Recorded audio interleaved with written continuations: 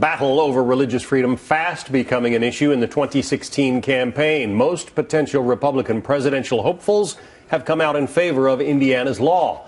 New reports, though, say GOP leaders are privately concerned about social issues overshadowing the party's larger message next year. Let's talk about it with David Avella, president of GOPAC, which raises money for Republican candidates. Stephen Zsigmond is a Democratic strategist. Welcome to both of you. Thanks. To you first, David, do you see this issue as being a big one, maybe a defining issue for Republican candidates?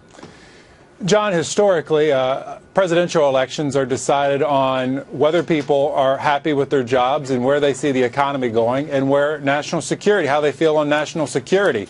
And on both fronts, as we get ready for 16, we have an economy that is shaky, and the president about to give the House to Iran and give them everything they want. So as we move to 16, no indication now that those two issues still won't be the dominant ones in voters' minds as they make their decisions. Will it cause some people not to vote Republican? Certainly. Will it make others vote Republican? Absolutely, particularly as they see the governor of Indiana and the legislature trying to adjust this law to address the legitimate concerns folks have had. Because there was no intention of this to be a discriminatory law. They just want religious groups to be able to feed the poor and clothe the naked and take care of those less fortunate without government telling them they can't do it. Stephen, he sees it essentially as a wash then when it comes to votes. How do you see it? I mean, look, I hope the 16 election is decided on the economy because you have a 5.5% unemployment and a hugely growing economy under President Obama. But let's call this what it is. If it walks like a duck and quacks like a duck, it's a duck.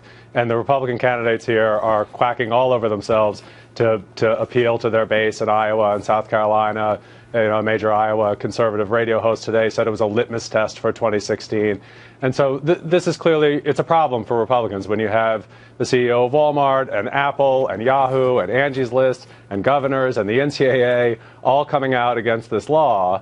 Republicans have a problem. They're the only ones. They're the only ones. They're the only ones. The Republican presidential candidates are the only ones defending the law. You even have the governor of Indiana saying he's going to back off the law, and the Indianapolis Star-Telegram saying fix this now with a giant headline. If that's so yes, the case, it's a problem for them. If that's the case, Stephen, why is it not a problem for Hillary Clinton, whose husband signed it into law as a national law? He didn't sign it into law. He signed a federal law 20 years ago. This law is different. It extends to for-profit businesses specifically for the first time, and that's really where the problem lies, because it's true that the First Amendment gives freedom of religion, but it doesn't give people the right to discriminate.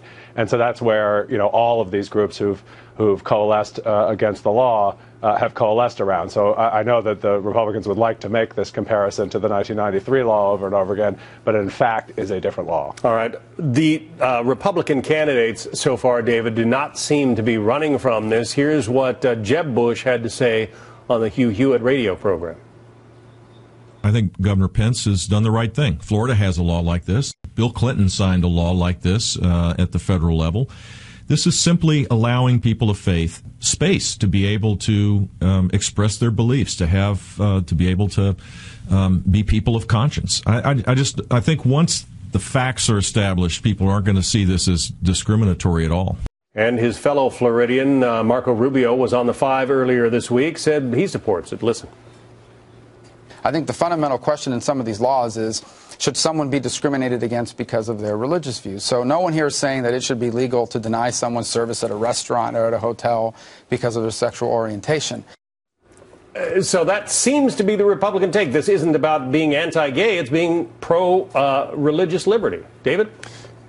That is very clear. And that is what the Indiana legislature was trying to do. And gosh, how refreshing is it that you have elected officials that are willing to say, look, this was our intent with the law.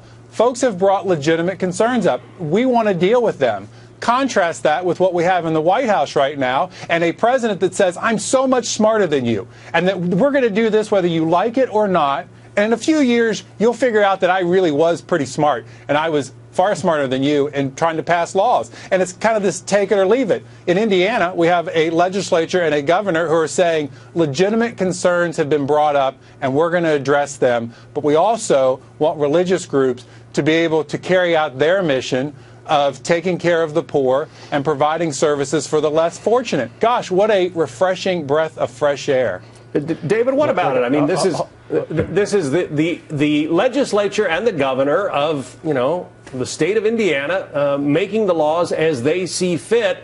The left is always preaching tolerance. Why not be tolerant here? No, nobody's saying you shouldn't be tolerant. What they're saying is you shouldn't. Tolerance does not extend to discriminating against other people. Look, what in this law? Okay, if the law were used, for example, for a owner of a store who happens to be Muslim to say that women had to come into the store with headscarves on, or they couldn't be served, that would be something I think that most people would be against. So there's extensions of this law to for-profit businesses, which is the problem, and that's where the issue lies, which is where all of these groups are against it. But look, there's a larger problem that Republicans have here in presidential elections, and the larger problem is that they over and over again appeal to their base on issues like this, or on immigration reform, or on a women's right to choose, or on the minimum wage, and they go too far to the right in presidential elections, and presidential elections are decided by moderates in the middle. All right. We'll see what develops in all of this. Governor Pence says he intends to make some changes to the bill, assuming the legislature sends them to him.